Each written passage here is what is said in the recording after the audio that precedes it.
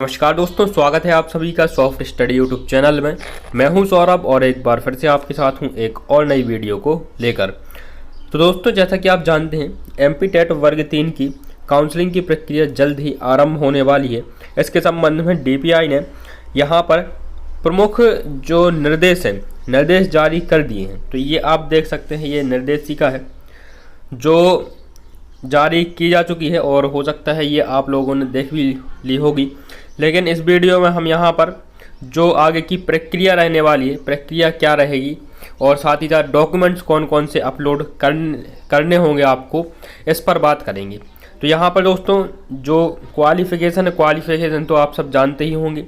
12th plus DEd यदि आपने किया हुआ है, साथ ही साथ यदि आपने जो एग्ज़ाम है एमपी टेट वर्ग 3 का उसे क्वालिफाई किया हुआ है तो आप इसमें आवेदन कर सकते हैं। बीएड वालों के लिए भी इसमें जो है क्वालिफिकेशन दी हुई है और यदि आपने बीएड किया हुआ है तो बीएड वाले भी आवेदन कर पाएंगे। बीएड प्लस ग्रेजुएशन जिनके पास है वो भी आवेदन इसमें कर पाएंगे। लेकिन यहाँ पर विचार करने की बात की गई है और एक बार ब्रिज कोर्स जो रूल बुक में जब इसका नोटिफिकेशन जारी हुआ था, जब रूल बुक जारी हुई थी उस समय ब्रिज कोर्स की बात कही गई थी। तो यहाँ पर एक बार फिर से 6 महीने का एक सेतु पाठ्यक्रम ब्रिज कोर्स करने की बात कही गई है।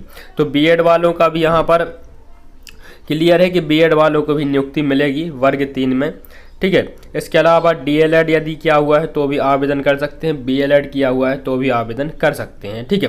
तो ये तो ही दोस्तों क्वालिफिकेशन के बाद ये एज लिमिट आपकी हो जाती है। न्यूनतम आयु 21 वर्ष है और अधिकतम आयु अनरिजर्व की 43 है, अनारक्षित महिलाओं की 48 है, मतलब अनरिजर्व जो महिलाएं हैं उनकी 48 है।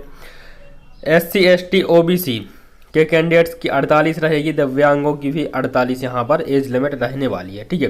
एज रिलैक्सेशन भी यहाँ पर आप देख सकते हैं, जो एज रिलैक्सेशन प्रोवाइड कराया गया है वो आप देख सकते हैं।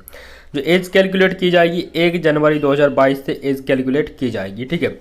यदि हम आगे बढ़े यहाँ पर तो आप देख पाएंगे प्रक्रिया शुल्क कितना पे करना होगा। 200 रुपये अनरिजर्व के लिए, 150 रुपये रिजर्व कैटेगरी के लिए प्रक्रिया शुल्क जो आपका रहेगा वो आपको पे करना होगा, ठीक है।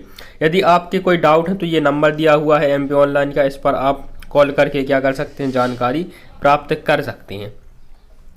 भर्ती के कितने चरण रहेंगी, ठीक है। तो ये यहाँ पर देखिए भर्ती के चरण, आगे की जो प्रक्रिया रहेगी और कितने चरणों में भर्ती पूर्ण रहेगी ये यहाँ पर दिखाया गया है, ठीक है। तो इसे आप पढ़ सकते हैं डिटेल से, एक एक पॉइंट को इस रूल बुक के आप लोग डिटेल से पढ़े तो बहुत सारे डाउट आपके क्लियर हो जाएंगे। इसका लिंक मैं आपको डिस्क्रिप्शन में दे दूंगा, ठीक है। इसके अलावा यहाँ पर देखिए महत्वपूर्ण गतिविधियां, जो इसकी चयन प्रक्रिया रहेंगी उसकी महत्वपूर्ण गतिविधियों की अभी इन्होंने डेट नहीं दी है, लेकिन बहुत जल्द ये डेट यहाँ पर आ जाएगी, कौन सी प्रक्रिया किस डेट के अंतर्गत आरंभ होगी और पूर्ण से किया जाएगा, ठीक है। तो अब देखिए आगे की प्रक्रिया क्या रहेगी। स्थानीय समाचार पत्रों में विज्ञप्ति का प्रकाशन करना। देखिए अभी जो पोस्ट है एमपी टेट वर्ग 3 की वो पोस्ट निकाली जाएंगी, ठीक है। जो नंबर ऑफ वैकेंसी हैं, जितने पदों पर भर्तियाँ होनी है वो भर्तियाँ निकाली जाएंगी। ये निर्देशिका है, महत्वपूर्ण दिशा निर्देश जो है वो अपलोड किए जाएंगे, ठीक है। इसके बाद में देखिए अतिथि की श्रेणी में आने वाले जो भी अतिथि शिक्षक हैं उनके लिए एक पंजीयन करना होगा। आवेदकों के चिन्हांकन हेतु पंजीयन करना होगा। यदि आप अतिथि शिक्षक का लाभ लेना चाहते हैं, अतिथि शिक्षा अनुभव प्रमाण पत्र है आपके पास, तो वहाँ पर आपको एक पंजीयन करना होगा। अगली प्रक्रिया ये रहेगी, ठीक है। इसके बाद में एमपी ऑनलाइन द्वारा रिक्तियों के आधार पर दस्तावेज सत्यापन सूची अभ्यर्थियों हेतु। देखिए इसके बाद में क्या किया जाएगा, जो दस्तावेज जिन्हें अपलोड करने हैं उनकी सूची अपलोड की जाएगी यहीं पर एमपी ऑनलाइन जो TRCA वेबसाइट है, trc.mpionline.gov.in, ठीक है। ये आप देख पा रहे हैं यहाँ पर जिन भी कैंडिडेट के लिए डॉक्यूमेंट्स अपलोड करने हैं, जिनका नाम उस सूची में आएगा उन्हें डॉक्यूमेंट्स अपलोड करने होंगे। इसके बाद में क्या होगा, दस्तावेज सत्यापन सूची के अभ्यर्थियों द्वारा दस्तावेजों को अपलोड करना होगा, ठीक है।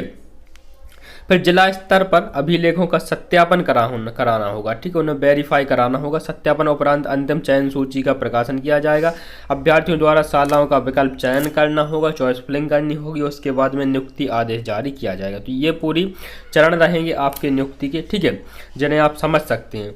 इसके बाद में कौन कौन से डॉक्यूमेंट्स इंपॉर्टेंट हैं ये मैं आपको बता देता हूँ। तो देखिए इंपॉर्टेंट डॉक्यूमेंट्स जो रहेंगे, सबसे पहले प्राथमिक शिक्षक पद हेतु, ठीक है, तो जन्मतिथि के प्रमाणीकरण हेतु 10वीं की मार्कशीट आपके पास होनी चाहिए, ठीक है। 10th मार्कशीट यदि आपके पास है तो वो आपका कार्य करेगी जन्मतिथि के प्रमाणीकरण हेतु, ठीक है। अगली जो मार्कशीट रहेगी आपकी 12th की अंक सूची रहेगी, ठीक है, 12th की मार्कशीट।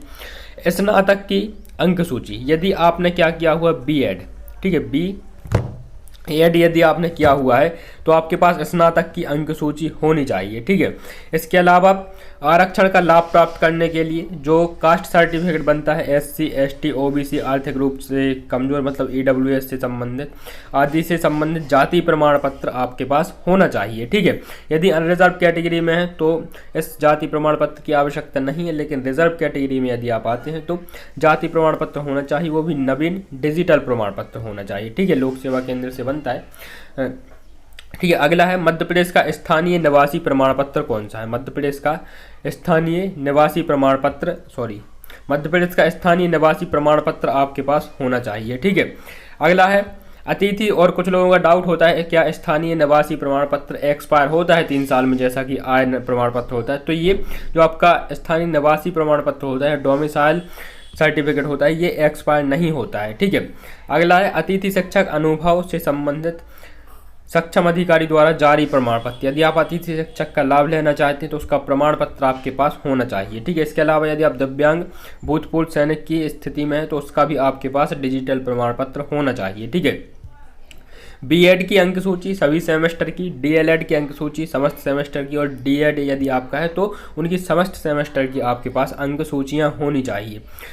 आयु छूट संबंधी प्रमाण पत्र सक्षम अधिकारी द्वारा, यदि आप आयु में छूट का लाभ लेना चाहते हैं तो उसका भी प्रमाण पत्र आपके पास होना चाहिए। इसके अलावा देखिए यदि आपका नाम, उपनाम या फिर कास्ट जाति कुछ भी चेंज हुआ है तो उसका आपके पास क्या होना चाहिए, राजपत्र में परिवर्तन नाम के प्रकाशन में क्या होना चाहिए, उसका